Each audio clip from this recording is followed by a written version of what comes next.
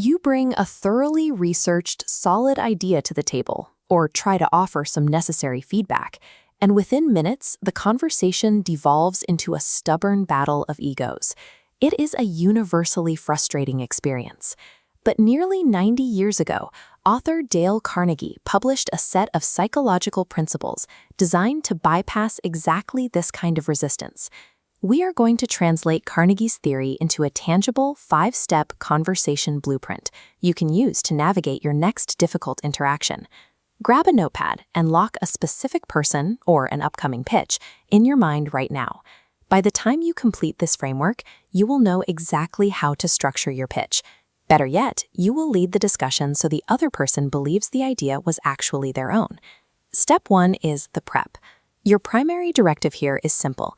You must strictly bypass the argument. Entering a room and immediately criticizing someone's current methods or directly telling them they are wrong triggers a defensive reaction. People view their work as an extension of themselves. An attack on their method forces them to anchor down into their original opinion just to protect their pride.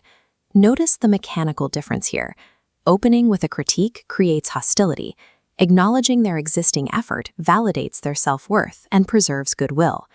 If you anticipate serious pushback, deploy a safety valve. Admit your own recent faults or mistakes before offering suggestions to them. Preparing a non-combative opening is the mandatory foundation of this entire process. Without it, the listener's mind closes before your pitch even begins. Next is step 2, the opening. Your mechanical goal is to build early yes momentum. The word no triggers a literal neuromuscular rejection. When a person disagrees verbally, their muscles lock into a defensive posture. You prevent this by using the Socratic method. Instead of leading the meeting with the areas where you differ, you must script a series of questions that start from undeniable common ground to force affirmative answers. Start broad. Can we agree reducing workload is a priority? Then connect to the workflow. Is it fair we need a more automated system? Establishing this chain of positive responses physically and mentally opens the listener up. Once you reach the actual point of friction, they are already primed for agreement. Step 3 is the discovery. This is where you let your counterpart do the talking. Temporarily suppress your ego and the urge to aggressively push your own agenda forward. Every action a person takes is driven by a desire. You need to formulate questions that uncover exactly what they are trying to achieve for themselves. Executive Gary Vaynerchuk applies this in hiring. He dedicates the majority of an interview to diagnosing the candidate's personal ambitions before discussing the company's needs. The metric for success here is simple.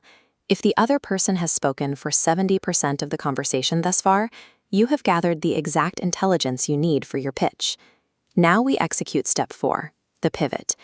You must frame your idea as the exact solution to the desires they just revealed. Theodore Roosevelt relied heavily on this tactic, researching his guests' interests the night before a meeting so he could align his requests with their priorities. However, there is a major linguistic failure point during this transition. It happens the moment you use the word but. You've done great work, but you need to be faster. This negates the praise. Fix this by replacing but with and to align your goals. This single word shift removes the sting of a critique and transforms the pivot into a collaborative path toward success. Which brings us to the final block, step 5, the handoff. This requires you to surrender the credit. Human nature dictates that people resent being sold to and resist orders, but they will protect an idea if they believe they arrived at it on their own. Offer your pitch as an open-ended suggestion. Ask, do you think we could try this? Or what do you think about taking this approach? When they agree with the logic you laid out for them, the ultimate move is to step back. Give them the credit for the solution and let them take ownership of the results. You now have the complete conversation blueprint. You have removed the combative dynamic and replaced it with active listening, aligned goals, and a deliberate sequence of agreement. You can use this exact sequence to successfully navigate the friction in your specific upcoming meeting or performance review. Bear in mind Carnegie's ultimate warning. This framework functions only if you hold a genuine, unselfish interest in serving the other person. When applied with sincerity, this blueprint provides a structure to lower resistance and create a space where your suggestions